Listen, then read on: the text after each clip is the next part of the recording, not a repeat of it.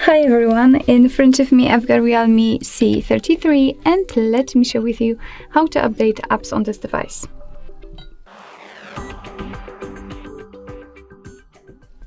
So first of all, make sure that you've got the internet connection because it is required for this operation to download something and install it, and then you can enter the Play Store.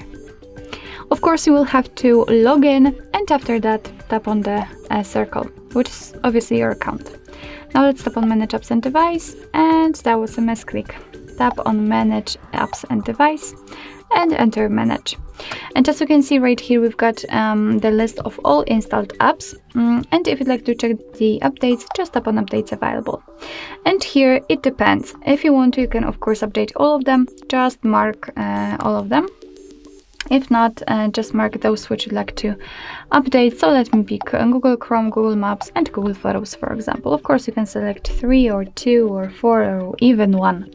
So then just tap on this update icon in the right upper corner, and as you can see, your device will download the updates, and after that they will be successfully installed and automatically updated.